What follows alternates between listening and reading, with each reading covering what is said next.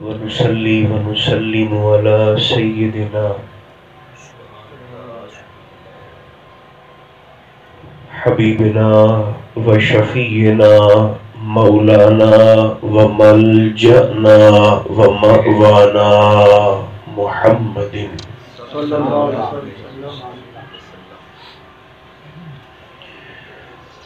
رسوله النبي الكريم الأمين المكين الحنين الرؤوف الرحيم سبحان الله سبحان الله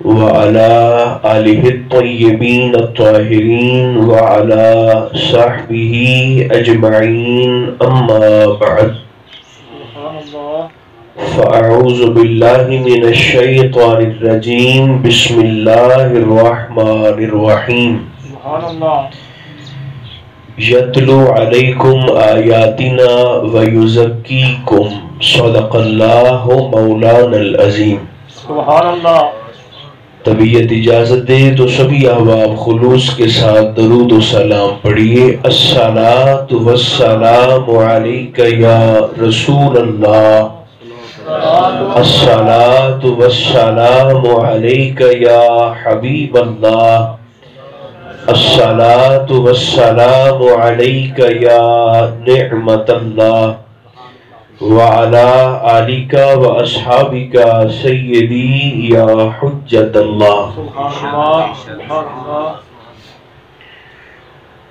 اللہ تبارک و تعالی جل مجدہ العظیم کی حمد و ثنا حضور نبی محترم رسول محتشم رحمت عالم صلی اللہ علیہ وآلہ وبارک وسلم کی ذات بے کس پناہ پر بے شمار ہدیہ درود و سلام عرض کرنے کے بعد میرے انتہائی قابل عزت سادات کرام اور ایصال ثواب کی محفل میں تشریف لانے والے تمام اہل محبت،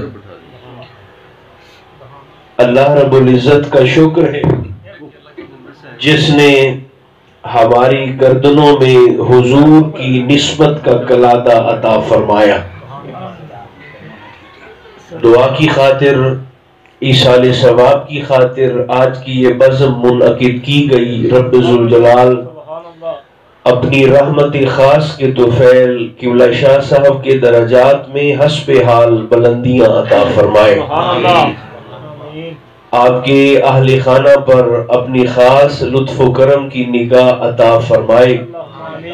مولا کریم ہماری خطاؤں سے صرف نظر فرما کر ہم سب کا خاتمہ بھی ایمان پر فرمائے. 1 بجے انشاءاللہ العزیز ہم دعا کریں گے. جتنا وقت میرے پاس ہے آپ کی خدمت میں کچھ گزارشات پیش کرنا مقصود ہے. جس دین کے ساتھ میرا اور آپ کا تعلق ہے، اسلام اپنے ماننے والوں کی ظاہری طہارت کے ساتھ ساتھ ان کی باطنی پاکیزگی پر بھی زور دیتا ہے. سبحان اللہ سبحان اللہ. اور اس کی وجہ بڑی واضح ہے کہ جو شخص ذہنی طور پر جتنا طاہر ہوگا، جس شخص کے خیالات جتنے پاکیزہ ہوں گے، اللہ کریم اس کے دل کو اتنی زیادہ نعمت سکون عطا فرما دیتا ہے. جو آیت کریمہ عنوان گفتگو قرار پائی ہے، اس آیت میں تو اللہ رب العزت نے سرکار دو عالم علیہ السلام کی جلوہ گری کا مقصد ہی صرف یہ بیان فرمایا. فرمایا لوگو یتلو علیکم آیاتنا، میں نے اپنے محبوب کو صرف بھیجا ہی اسی مقصد کے لیے ہے کہ یہ تم پر میری آیتوں کو تلاوت کریں گے، اور فائدہ کیا ہوگا؟ وَيُزَكِّيكُمْ، تمہارے ظاہر کے ساتھ ساتھ تمہارے باطن کو بھی پاک کر دیں گے، تمہارے جسم کے ساتھ ساتھ تمہاری روح کو بھی ستھرا کر دیں گے. تو تزکیہ نفس کے لیے میں نے اپنے نبی مکرم علیہ السلام کو تمہارے اندر بھیجا ہے. سبحان اللہ. انسان 2 چیزوں کا مجموعہ ہے. چونکہ حضور علیہ السلام کے ذکر کی محفل ہے اور پھر ایصال ثواب کے عنوان سے معاون بھی ہے، یاد رکھیں انسان جسم اور روح کے مجموعے کا نام ہے. دونوں کے تقاضے الگ الگ ہیں، دونوں کی ضروریات مختلف ہیں. جسم کی ہر ضرورت کا تعلق اللہ رب العزت نے اس زمین کے ساتھ جوڑا ہے. جیسے جیسے آپ غور کرتے جائیں گے یہ حقیقت آشکار ہوتی جائے گی.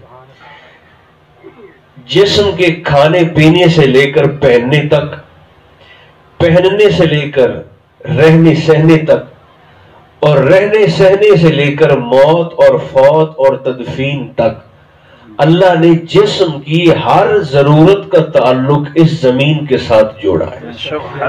روح کی ہر ضرورت کا تعلق اللہ رب العزت نے عالم بالا کے ساتھ قائم فرمایا ہے.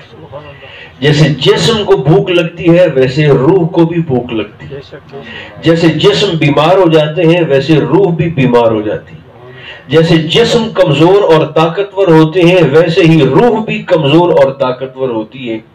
امام قشیری رحمت اللہ تعالی علیہ صاحب رسالہ قشیریہ، جو آپ میں صاحبان مطالعہ ہیں وہ اس شخصیت سے بخوبی واقف ہوں گے. امام قشیری فرماتے ہیں کہ میں نے بہت سارے ستھرے اور نکھرے لباسوں کے پیچھے سسکتی اور بلکتی ہوئی روحوں کو دیکھا ہے.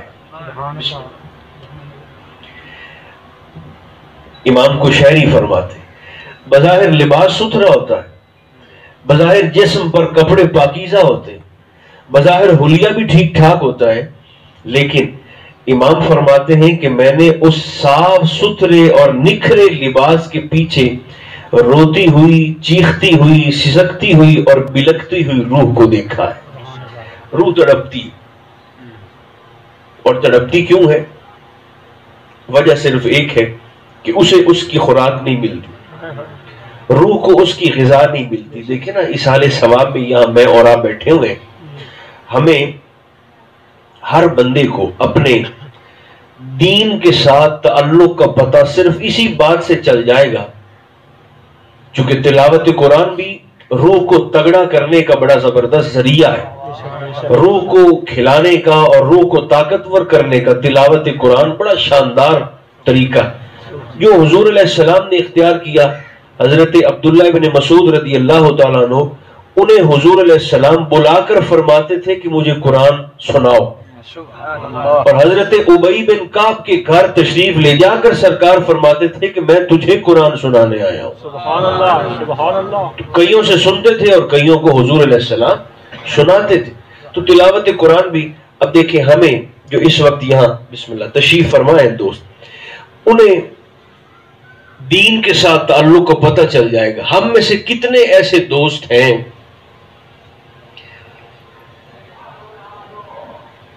کہ جو اس بات کو اپنے آپ کو ضمیر کی کچہری میں کھڑا کر کے خود سے جواب طلب کریں ہم نے آخری بار تلاوت کرنے کے لیے کب قرآن مقدس کو کھولا تھا؟ ہمیں ہمارے دین سے کسی اور کی بات کیا کرنی چاہیے، ہمیں اپنے دین سے تعلق کا پتہ چل جائے گا. جتنا دھیان اور توجہ ہم اپنے جسم کو سنوارنے پر دیتے ہیں اور لوگوں کے حالات کو دیکھنے پر دیتے ہیں، اس سے آدھا دھیان بھی اپنی روح کو سنوارنے پر دیں تو اللہ ہمیں پتہ نہیں فقیری کا کون سا منصب عطا فرمائے. مسئلہ یہ ہے کہ ہماری ساری توجہ صرف جسم کو سنوارنے پر اور جسم کو کھلانے پر اور اسی کو پلانے پر ہوتی ہے. میں یہ گزارش کیا کرتا ہوں، اگر یاد رہ جائے جملہ تو بڑا اچھا ہے، موضوع یہ نہیں ہے مگر جملہ اگر یاد رہ جائے تو بڑا اچھا ہو جائے گا. اسلام حلیوں کا نام نہیں ہے، اسلام رویوں کا نام ہے.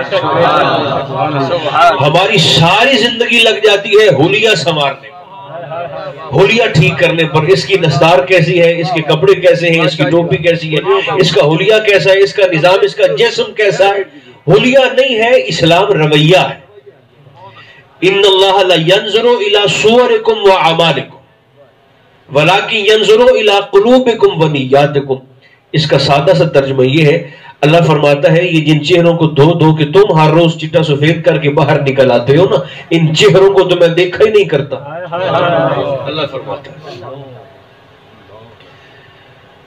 نہ تمہارے چہروں کو دیکھوں نہ تمہارے ظاہری اعمال کو دیکھوں.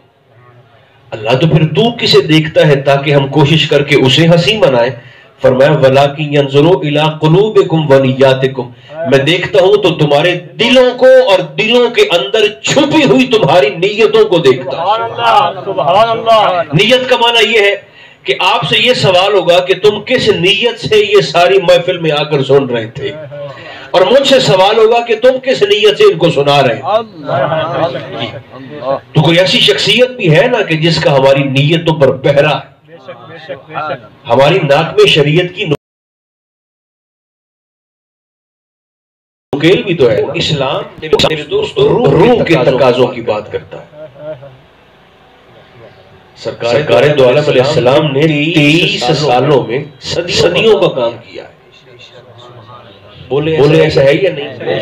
تھوڑی سی مہربانی کریں ضرور بولنے والی، ایسا ہے یا نہیں؟ ورنہ آپ پچھلے انبیاء کی سیرت کو دیکھیں نا، 900 سال تبلیغ فرماتے رہے اور گنتی کے کل 13 بندے مسلمان، 11 لوگ مسلمان، ہزار سال اور 1300 سال تبلیغ ہے، اور لوگ مسلمانوں نے کلمہ کتنوں نے پڑھا؟ 18 نے، 6 نے، 9 نے، 7 نے، یہ تعداد ملتی۔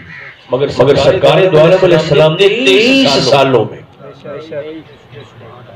23 سالوں آقا علیہ السلام نے صدیوں کا کام کر دیا، مگر اتنی مصروف زندگی گزارنے کے باوجود آقا نے اپنی روح پاک جو کہ پہلے ہی بڑی ستھری ہے، اتنی پاکیزہ، بخاری شریف کے اندر حدیث پاک موجود ہے، سرکار صحابہ کو فرما رہے تھے، فرمایا صحابہ میں چھوٹا تھا بچپن میں تو جبریل آئے اور جبریل نے ایسے میرے سینے پر انگلی چلائی، آقا نے کر کے دکھایا ایسے کر کے، فرمایا میرے سینے پر جبریل نے انگلی چلائی اور میرا شق صدر میرے سینے کو کھول دیا اور اندر سے میرے دل کو نکال کر باہر رکھا، اور سرکار فرماتے ہیں یہ سارا منظر میں اپنی آنکھوں سے دیکھ رہا تھا۔ یوں سمجھے کہ یہ پہلی روحانی اوپن ہارٹ سرجری تھی جو جبریل نے حضور علیہ السلام کی ہے۔ میں اور آپ زندہ رہنے کے لیے اس لوتھڑے کے دھڑکنے کے محتاج ہیں، نبی کا محتاج نہیں ہوتا۔ آقا فرماتا میں آنکھوں سے دیکھ رہا ہوں، میرے دل کو نکالا گیا اور اللہ کے انوار سے دھو کر معمور کر کے پھر سے میرے سینے میں رکھا گیا اور میرے سینے کو برابر کیا گیا۔ اتنا پاکیزہ دل ہونے کے باوجود ترمذی شریف میں حضور علیہ السلام نے قلم توڑ دی ہماری تربیت کے لیے۔ اگر کوئی شخص آقا علیہ السلام کے سامنے کسی دوسرے کی کوئی برائی یا غیبت بیان کرنا چاہتا تھا، سرکار چھڑکی دے کر اس کو روک دیتے تھے۔ وہ کہتا حضور آپ کا دل تو اتنا پاک ہے کہ جس میں میل کی نیند کا بھی شائبہ نہیں ہے، تو آپ سماعت نہیں فرماتے۔ حضور فرمایا کرتے تھے مجھے کسی کا عیب نہ بتاؤ، میں تم سب کی طرف سے ستھرا دل لے کر اپنے مولا کی بارگاہ میں جانا چاہتا ہوں۔ مگر ہماری شب و شام دیکھیں نا گزرتی ہے اس بات میں، تو 4 لوگ مل کر بیٹھ جاتے ہیں، کسی تیسرے کو پکڑ لیتے ہیں جو بیچارہ وہاں پر موجود ہی نہیں ہوتا، اور خواہ اپنی نیکیاں اس کے کھاتے میں ٹرانسفر کر دیتے ہیں، اس کے صغیرہ کبیرہ گناہ سارے اپنے کھاتے میں لے کر بیٹھ جاتے ہیں۔ دیکھیں جیسے جسم جیسے کمزور ہوتا ہے تو روح بھی تو کمزور ہوتی ہے نا۔ ایک حدیث پاک میں آپ کو اس پر بھی عرض کر دیتا ہوں، بڑی معروف، یہ پورا مضمون علامہ راضی نے بیان فرمایا ہے بڑی خوبصورتی کے ساتھ اور بڑی تفصیل کے ساتھ، روح کے تقاضوں پر اپنی تفصیل شریف کے اندر۔ تو آپ فرماتے ہیں کہ چونکہ سرکار کی جلوہ گری کا مقصد ہی صرف یہ تھا کہ آقا علیہ السلام لوگوں کے، چونکہ حضور سروں کے بادشاہ نہیں ہے، حضور دلوں کے شہنشاہ۔ آقا سروں کو جھکانے نہیں آئے، حضور دلوں کو جھکانے کے لیے، دلوں پر حکومت قائم کرنے کے لیے آئے۔ تو آقا کی پھر تربیت کا اثر بھی یہی تھا کہ صحابہ پھر ایک دوسرے کے نا قلب کا، اپنی روح کا احساس اور خیال کرتے۔ حضور ایک صحابی جن کا نام ہے حضرت حنظلہ رضی اللہ تعالی عنہ وارضاہ عنہ، اللہ ان سے راضی ہو، وہ ہم سے راضی ہو۔ حضرت حنظلہ جن کو غسیل الملائکہ کہا جاتا ہے، وہ علماء سے سنتے رہتے ہیں، وضاحت کا وقت نہیں ہے، شادی ہوئی میں شب زفاف تھی، اہلیہ کے پاس سے غسل واجب تھا، باہر سے اعلان کرنے والے نے اعلان کیا کہ صحابہ چلو حضور نے بلایا ہے، سرکار کے بلاوے کے الفاظ جو سماج سے ٹکرائے، غسل کرنے پر بھی وقت ضائع نہیں کیا کہ کہیں حضور کے حکم کی بجا آوری میں لیٹ نہ ہو جائے۔ جیسے بیٹھے تھے اسی طرح اٹھ کر سرکار کی خدمت میں حاضر ہو گئے۔ لشکر اسلام تیار تھا، آقا کے ساتھ تشریف لے گئے، جنگ شروع ہوئی، شہید ہو گئے لڑتے لڑتے۔ اللہ نے مسلمانوں کو فتح یابی عطا فرمائی۔ صحابہ کہتے ہیں جنگ ختم ہوئی تو ہم نے حنظلہ کو شہیدوں میں دیکھا وہاں بھی نہ ملے، غازیوں میں دیکھا تو وہاں بھی نہ ملے۔ آگے حضور کی بات، حضور حنظلہ ہمارے بھائی نہ شہیدوں میں ہے، نہ غازیوں میں، نہ زندوں میں ہے، نہ شہداء میں ہے۔ کہیں دشمن پکڑ کر ساتھ اٹھا کر تو نہیں لے گیا۔ سرکار نے فرمایا کہ فکر نہ کرو۔ صحابہ کہتے ہیں ہم نے اپنی ان آنکھوں سے دیکھا۔ جناب حنظلہ کا جسم اس کیفیت میں کہ آپ کے جسم سے زلفوں سے جسد پاک سے پانی کے قطرے نچڑ رہے تھے۔ ایسے ملائکہ نیچے آسمان سے حضور علیہ السلام کی بارگاہ میں پیش کر رہے ہیں، سے نیچے اترا۔ حضور یہ کیا ہوا؟ نعرہ رسالت، نعرہ حیدری، شان مصطفیٰ۔ آقا یہ کیا ہوا؟ سرکار نے پھر وہ سارا معاملہ سنا۔ فرمایا جب یہ سے میرا حکم ملا تو یہ اپنی اہلیہ کے پاس غسل واجب تھا، ویسے ہی آگئے شہید ہو گئے۔ فرمایا اب اسے تمہارے غسل کی حاجت نہیں ہے، اللہ کے ملائکہ نے اسے آسمان سے غسل دے کر میری بارگاہ میں بھیج دیا۔ اچھا روحانی مقام اتنا زیادہ، مگر جہاں اپنے دل پر پہرا دینے کی بات تھی وہاں ایک اور معروف آپ کا پہلو سیرت کا۔ ایک دن اپنے گھر سے ایسے باہر نکلے سرکار حنظلہ رضی اللہ تعالیٰ عنہ، ہزاروں قطار رو بھی رہے ہیں اور چیخیں مار مار کے نعرے لگا رہے ہیں اور کہہ رہے ہیں لوگوں حنظلہ منافق ہو گیا ہے۔ کسی دوسرے کو نہیں بیان دے، آپ متعلق بیان دے۔ لوگوں حنظلہ منافق ہو گیا، اپنے متعلق کہہ رہے ہیں، رو بھی رہے ہیں، نعرے بھی لگا، حنظلہ منافق ہو گیا۔ جا رہے ہیں گلی، سامنے سے سرکار ابو بکر صدیق رضی اللہ تعالیٰ عنہ آپ تشریف لے کر آ رہے تھے۔ آپ نے جناب حنظلہ کو پکڑا اور مخاطب ہو کر فرمایا تو خیر ہے، تو اپنے آپ کو ہی منافق کہہ رہا ہے، کیوں کہہ رہے ہیں صحابی رسول ہو کر؟ یاد رکھیں جس شخص نے ایمان کی حالت میں سرکار کا چہرہ دیکھا اور اسی ایمان پر مرا وہ صحابی ہے۔ جس نے چہرہ مصطفیٰ کو تو نہیں دیکھا، حالت ایمان سے اسے حضور کی کچھ لمحوں کے لیے صحبت میسر آئی اور اسی ایمان پر مثال ہوا، وہ بھی صحابی ہے۔ تیسرا بندہ مومن تھا، بازار میں سبزی لے رہا تھا، اس کی نظر تو حضور پر بڑی گزرتے ہوئے سرکار کی نگاہ کرم اس پر پڑ گئی۔ عزت کا مرکز مصطفیٰ ہے، اس نے تو نہیں دیکھا نا، وہ تو سبزی خرید رہا تھا، وہ تو کام کر رہا تھا، وہ دوستوں سے گپ شپ کر رہا تھا، تھا مومن، لیکن سرکار کی نگاہیں اس بندے پر پڑ گئی، پھر اس کا مثال بھی اسی حالت پہ ہوا، وہ بھی حضور کا صحابی، سرکار کا صحابی۔ سرکار ابو بکر صدیق رضی اللہ تعالیٰ عنہ آپ نے اس کو پکڑ لیا، اس سے مخاطب ہو کر فرمایا کہ آپ انہیں منافق آکھی جاتے ہیں، کیوں کہہ رہے ہو؟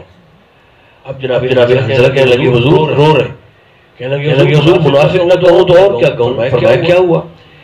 کہتے آقا جب بھی میں سرکار دو عالم علیہ السلام کی محفل میں، مجلس میں، صحبت میں، خدمت میں بیٹھتا ہوں تو دل بڑا دیندار رہتا ہے، عبادت کی طرف طبیعت راغب ہوتی ہے، مزاج میں شوق پیدا ہوتا ہے، اللہ کرنے کی طرف رجوع ہوتا ہے، دھیان توجہ حضور کی محفل میں بیٹھ کر دین کی طرف راغب ہوتی ہے۔ لیکن سنیا جیسے ہی میں سرکار کی صحبت سے، مجلس سے، محفل سے باہر نکلتا ہوں، پھر وہی دنیا داری، پھر وہی بے لذتی، بے ذوقی، بے رغبتی۔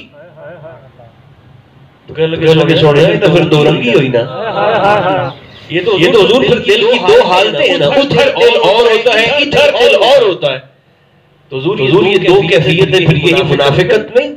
جناب ابو بکر رضی اللہ تعالیٰ آپ نے پکڑا اور آپ نے فرمایا بھی دیکھو یہ جو حالت تو نے بیان کی ہے نا، یہ تو اکثریت کا یہی حال ہے۔ فرمایا لیکن چلو تو رو رہا ہے، چل میں تجھے سرکار کی بارگاہ میں لے چلتا ہوں، بہانہ تیرا کرتے ہیں بھلا کئیوں کا ہو جائے گا، پکڑ کر نہ حضور کی بارگاہ میں لائے، سرکار دو عالم علیہ السلام کی صحبت میں، حضور کی مجلس میں، سرکار کی محفل میں لائے۔ آقا اپنے صحابہ سے بڑے بے تکلف بھی تھے اور بڑی مہربانی بھی فرماتے تھے۔ اچھا ویسے روح کو تھکان سے بچانے کا ایک طریقہ بے تکلف اور سادہ لائف سٹائل بھی ہے، زندگی گزارنے کا طریقہ سادہ۔ شیخ سعدی فرماتے ہیں میں نے کئی ایسے عاجزی کرنے والوں میں تکبر دیکھا ہے، جیسے کر کے ہر وقت ایسے ہو نا، ایسے کر کے سارے نہیں، فرماتے ہیں میں نے کئیوں میں ایسے کر کے جھک کر عاجزی کرنے والوں نے بظاہر فرمایا میں نے ان میں تکبر دیکھا، کئیوں میں ایسا، کئی نیک لوگوں میں فرماتے ہیں میں نے حسد دیکھا، نیک بھی ہوتے ہیں حاسد بھی ہوتے ہیں۔ آپ سوچیں گے وہ کیسے، بھلا نیکوں میں حاسد کیسے اور حسد کیسے آ جاتا ہے؟ سرکار کی حدیث پاک نہیں ہے، حضور فرماتے ہیں حسد نیکیوں کو ایسے کھا جاتا ہے جیسے آگ خشک لکڑی کو کھا جاتی ہے۔ تھوڑا سا آپ نے غور فرمایا کہ نہیں فرمایا؟ حسد نیکیوں کو ایسے کھا جاتا ہے، تو نیکیاں ہوتی ہیں تو بندہ نیک ہوتا ہے نا، حسد کرے تو پھر وہ حسد نیکیوں کو کھا جاتا ہے۔ تو سرکار دو عالم علیہ السلام بے تکلف سا ایک آپ کا سلسلہ تھا اپنے غلاموں سے، محروم کب تک چلتا ہے؟ میک اپ جو ہو کسی شخص کے چہرے پر تو وہ کب تک چلے گا؟ محروم جو ہو تو وہ کب تک چلے گا؟ اتر جائے گا ایک نہ ایک دن۔ اس لیے میں اور آپ جیسے ہیں بننے کی ضرورت نہیں ہے، جیسے ہیں بس ایسے ہی رہیں لوگوں کے سامنے۔ تو اس طرح پھر روح تھکتی نہیں ہے۔ سرکار بڑے بے تکلف سے تھے اپنے صحابہ کے ساتھ۔ اس پر بھی ایک حدیث پاک سنا دیتا ہوں، پھر یہ مضمون سے مکمل کر لیتے ہیں۔ سرکار کے ایک صحابی حضرت ابو سعید خدری رضی اللہ تعالیٰ عنہ، یہ بھی بخاری شریف کے اندر حدیث پاک۔ سرکار ابو سعید اور یہ تلاوت قرآن فرما رہے ہیں، انہوں نہیں پتا پچھو کھڑوتے حضور بھی سن دیتے ہیں۔ تھوڑی سی مہربانی کرتے نہیں آپ سبحان اللہ کہنے والی، روحانیت آ جائے گی بات۔ تو انہیں نہیں پتا کہ پیچھے کھڑے ہو کر آقا علیہ السلام بھی سماعت فرما رہے ہیں تلاوت، اور یہ وہ صحابی ہے کہ رات کو سوئے، ایک رات سوئے تو محتلم ہو، خواب میں مردانہ تکلیف ہوئی، غسل واجب ہو گیا، صبح اٹھے تو نہانے کے لیے فجر سے پہلے گھر سے حمام جا رہے ہیں۔ ابو سعید گلی میں ایک طرف سے یہ آ رہے ہیں، دوسری طرف سے ساری کائنات کی رسول معظم کی جلوہ گری ہو رہی ہے۔ اہل گلی کے موڑ پہ آ کر جب دونوں آمنے سامنے آئے تو آقا نے ان کو سلام میں پہل کی، اور سرکار نے فرمایا السلام علیکہ یا ابا سعید۔ انہوں نے آقا علیہ السلام کا سلام سن لیا، مگر حضور کو نہ سلام کا جواب نہیں دیا، اور پاس ہی چھوٹی سی دیوار تھی، وہ دیوار پھلانگ اور بھاگ گئے، دوڑ گئے۔ آقا علیہ السلام بڑے حیران ہوئے کہ میں نے اس کو سلام کیا، اس نے سلام کا جواب ہی نہیں دیا۔ آپ تشریف لائے مسجد شریف میں، تو پونے گھنٹے کے بعد جناب ابو سعید حضور علیہ السلام کی حالت اس حالت میں حاضر ہوئے کہ آپ کے بالوں سے اور زلفوں سے پانی کے قطرے ٹپک رہے تھے۔ دیکھیں صرف دیواریں کالی کرنے سے کوئی صحابہ کا نوکر نہیں بنے گا، حیا بھی تو صحابہ جیسا ہے۔ اب آپ بولتے نہیں ہیں تو میں پھر کیا عرض کروں؟ دیکھیں نا، صرف نعرے لگانے سے، ایسے نعرے لکھ دینے سے تو میں صحابہ کا نوکر ہوں، ایسے تھوڑی نوکری ملتی، خالی دعویٰ ایسے تھوڑی ہوتا ہے۔ تو ایک گھنٹے کے بعد آ کر سرکار ابو سعید غسل کرنے کے بعد حضور سے کہنے لگے وعلیک السلام یا رسول اللہ۔ تو آقا علیہ السلام نے کسی قدر لطیف انداز میں مخاطب ہو کر فرمایا ابو سعید تو نے سلام کا جواب مجھے بڑی جلدی نہیں دے چھوڑا، سلام تجھے میں نے وہاں گلی میں کیا ہے اور جواب تو پونے گھنٹے کے بعد مجھے آپ دیتا ہے۔ کہنے لگے حضور اصل میں نا اس وقت میں ایسی حالت میں تھا، جنابت کی کیفیت تھی، تو انہوں نے میرے پیار نے گوارا نہیں کیا۔ غسل واجب ہو تو صحابی تو حضور دے ٹھوٹ دے اتے رکھڑ والے کجاوے دی لکڑ نو بھی ہاتھ نہیں لے، نسبت کا حیا اس کو کہتے ہیں۔ نعرے لگاتے ہو، لنگر بھی کھاتے ہو، نسبتوں کا حیا نہیں کرنا۔ پیر میرے علی رحمت اللہ تعالی صاحب کرامت بزرگوں میں شامل ہوتے ہیں۔ اچھا، اور صاحب کرامت کا مطلب یہ نہیں کہ آپ سے مثال دے بعد مریدہ آپ کی کرامت گھڑ گھڑ کے لوگوں کو شور کر چھڑتے، ایسا نہیں تھا، اپنی زندگی میں صاحب کرامت۔ پیر مہر علی، مگر جہاں نصف حیا کی بات آئی سیال شریف تشریف لے گئے اور سورس پر پیر خانے قرص پاک پر صوفیاء فرماتے ہیں ولی کی زندگی میں، ظاہری زندگی میں، دنیا میں اس کے اختیار کی تلوار نیام میں ہوتی ہے، کیونکہ 100 رکاوٹیں ہوتی ہے زندگی کے ساتھ، مگر جیسے ہی یہ رکاوٹیں ختم ہوئی، بظاہر سانس کی ڈور ٹوٹی اور حیات ابدی اور جاویدانی نصیب ہوئی، تو ولی کے اختیار کی تلوار نیام سے باہر نکل آئی۔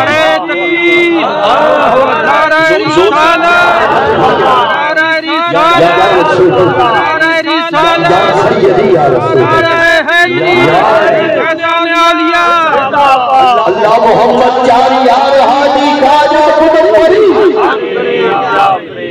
لے گئے سیال شریف قرص پاک پر سرکار مہر علی رحمت اللہ تعالی علیہ، تو وہ لانگری تھا باورچی، اس نے کچھ آٹا رکھا ہوا تھا لنگر بنا کے لوگوں کو کھانا کھلانے کے لیے، کتا آیا نا تو اس نے کتے نے خشک آٹے میں منہ مار، خشک آٹے میں کتے نے منہ مار دیا۔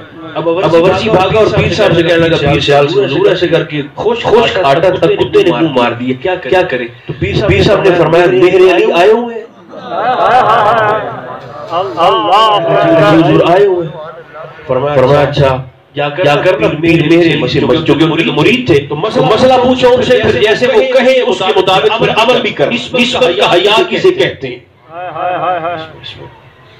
عمل بھی کرنا۔ باورچی آیا اور مہر علی سے کہنے لگا حضور ایسے کر کے نا خشک آٹا تھا لنگر کا تو اس نے کتے میں منہ مار دیا ہے، تو حضور اب کیا کریں؟ پیر صاحب فرماتے ہیں آپ سے مسئلہ پوچھیں، جیسے آپ بتائیں گے اس پر عمل کریں گے۔ آپ نے فرمایا بھی مسئلہ تو میں بعد میں تمہیں بتاؤں گا، پہلے یہ بتاؤ کہ کتا دربار شریف کا تھا یا باہر کا تھا؟ اندر کا تھا یا باہر کا؟ باورچی نے کہا نہیں سونے کتا اندر دائی، دربار پہ ہوتا ہے، کتا دربار پہ ہوتا ہے۔ آپ نے فرمایا ٹھیک ہے، مسئلہ تو فرمایا یہ ہے کہ اگر خشک آٹے میں کوئی نجس جانور کتا منہ مار دے نا تو فقہی مسئلہ جو یہ ہے کہ جس جگہ اس نے منہ مارا ہوتا ہے اتنی جگہ سے آٹا نکال کر پھینک کو ضائع کر دو، باقی تمہارے لیے طیب ہے، حلال ہے، جائز ہے، پاکیزہ ہے، کھا لینا۔ مگر فرمایا یہاں جو کہ مسئلہ یہ ہے کہ کتا پیر خانے کا تھا، کتا پیر خانے کا تھا، پیران کا کتا ہے، تو فرمایا اب مسئلہ یہ ہے کہ جس جگہ اس نے منہ مارا ہے نا وہاں سے اتنا آٹا نکال کر روٹی بنا کر میرے لیے لے آؤ، باقی سارے کا سارا بے شک تم کھا جاؤ۔ حیران ہوئے باورچی، اس نے کہا حضور ایسا کیسے آپ کر سکتے ہیں؟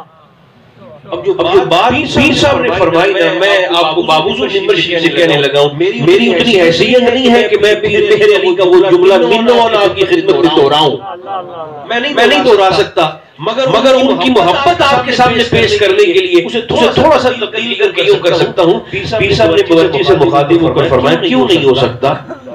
فرمایا جیسے وہ پیر خانے کا کتا ہے میں بھی تو دربار کا ساق ہوں نا، فرمایا ہم دونوں میں یہ نسبت تو مشترک ہے کہ نہیں ہے؟ تمہارے لیے ہوگا جائز اور ناجائز کا معاملہ، مگر فرمایا ہم دونوں میں یہ قدر مشترک ہے، جس جگہ اس نے منہ ڈالا ہے تو بنا کے میرے لیے لے آؤ۔ اتنا حیا ہو نسبت کا تو کوئی مہر علی کے قدموں تک پہنچے۔ دیکھیں جس کی جھولی میں حیا نہیں ہے وہ کوئی اور مصیبت ہو سکتی ہے، وہ سنی نہیں ہو سکتی، چاہے وہ نسبت اولیاء کی ہو، چاہے وہ صحابہ کی ہو، چاہے وہ اہل بیت کی ہو۔ اہل بیت تو پھر پوری حضور کی امت کا کعبہ ہے نا محبت کا، سارے کا سارا دین سمیت صحابہ کے، حضور کے اہل بیت کے گرد ایسے گھومتے ہیں جیسے حاجی کعبے کا طواف کرتے ہیں۔ یہ خاندان تو وہ خاندان کے بغیر حضور کے صحابہ کا گزارا نہیں ہے، میں اور آپ اس کھیت کی بولی گاجر ہے۔ تو سرکار ابو سعید ابو حدیث پاک جلدی سے وقت بھی ہو رہا ہے، آپ سرکار دو عالم علیہ السلام نے مخاطب ہو کر فرمایا کہ تو نے مجھے اتنی دیر سے سلام کا جواب آ کر دیا ہے۔ ابو سعید سے کہنے لگے آپ سن رہے کہ نہیں سن رہے؟ کہنے لگے حضور اصل میں نا میں غسل کرنے نہانے کے لیے جا رہا تھا، تو آقا میں اس وقت جنابت کی حالت میں تھا، حدث تھا، تو حضور پھر میں نے اس کیفیت میں آپ کو سلام کا جواب دینا مناسب نہیں سمجھا کہ ان کا پیار، مگر آقا کا انداز تربیت دیکھیں۔ سرکار نے فرمایا ابو سعید حد ہو گئی، یہ تو نے غسل کرنے کی وجہ سے مجھ مصطفیٰ کو سلام کا جواب نہیں دیا۔ الفاظ کیسے خوبصورت ہے، فرمایا یہ پانی کے 2 لوٹے تجھے محمد کی نگاہ سے زیادہ پاک کرتے تھے۔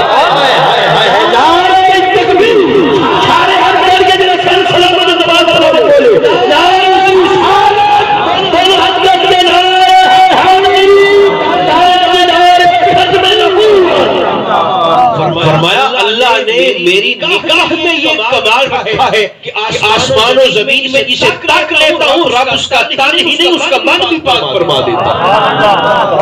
اسے غسل کی وجہ سے بلکہ سلام کہی یہ ابو سعید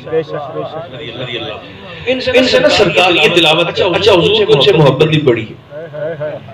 ایک حدیث پاک ذہن میں آ گئی، آپ کہیں تو میں سنا دیتا ہوں، وقت تو ہو گیا ہے بس چلیں اسی حدیث پاک کے بعد پھر اس مضمون کو مکمل کر کے انشاءاللہ پھر دعا کی جیسے بھی سلسلہ ہوگا وہ پھر آگے چلے گا۔ آقا کو نا ان سے پیار اتنا ہے، یہ بھی صحاح کے اندر حدیث پاک موجود ہے۔ ایک دن سرکار ابو سعید خدری رضی اللہ تعالیٰ عنہ صحابہ کے قافلے کے ساتھ بطور سالار قافلہ سفر کر رہے تھے۔ آقا کی ان سے محبت بتا رہا ہوں اور بے تکلفی عرض کر رہا ہوں۔ سفر کر رہے تھے تو ایک بستی کے باہر نہ انہیں ڈیرا لگایا حضور کے صحابہ نے، تو وہاں پر نا بستی والوں سے مخاطب ہو کر انہوں نے کہا بھی ہم پردیسی ہیں، مسافر ہیں، تو کچھ کھانے کے لیے مل جائے گا۔ وہ سارے بستی والے دین کے دشمن تھے۔ اچھا کہانی تو نہیں حدیث پاک ہے، تو انہوں نے کہا ہے سب کچھ ہمارے پاس، کھانا بھی ہے، پانی بھی ہے، لنگر بھی ہے، سب کچھ ہمارے پاس ہے، لیکن تمہیں ہم نے نہیں دینا۔ پتہ نہیں کیسا دین لے کے پھرتے ہو، اس خدا کو جھوٹتے ہو جو نظر ہی نہیں آتا، ایسی باتیں کرتا ہے تمہارا نبی جس نے بھائی کو بھائی سے لڑوا دیا ہے، برادری کو برادری کا مخالف کر دیا ہے، پورے علاقے کے ماحول کو بدل دیا ہے سب کچھ تمہیں نہیں ملتا۔ سرکار ابو سعید کہتے ہیں کہ ہم خیمہ گاہ میں آ گئے اور صابر شاکر ہو کر بیٹھ رہے، فرماتے ہیں رات کا پہلا پہر تھا کہ بستی سے کچھ لوگ بھاگتے ہوئے آئے، بھاگتے ہوئے، اور ہمیں مخاطب ہو کر کہنے لگے بھئی تم میں سے کوئی شخص کام کر لیتا ہے؟ بڑی معروف اور معتبر حدیث ہے، کوئی بندہ کام کر لیتا ہے تو آپ نے ہم سارے سے آپ ہم سارے کر لیتے ہیں۔ اچھا کام کرنا کوئی پیر صاحب کی یا شاہ صاحب کی یا مولوی صاحب کی یا قاری صاحب یا حافظ صاحب کی ڈیوٹی نہیں ہے۔ اللہ نے بندہ مومن کی زبان میں اتنی تاثیر رکھی ہوتی ہے کہ وہ خود بھی کامل یقین سے کچھ پڑھ کے بھوک مار دینا تو اللہ مہربانی فرما دیتا ہے۔ ترکڑا بھی تو ہوگا نا کوئی،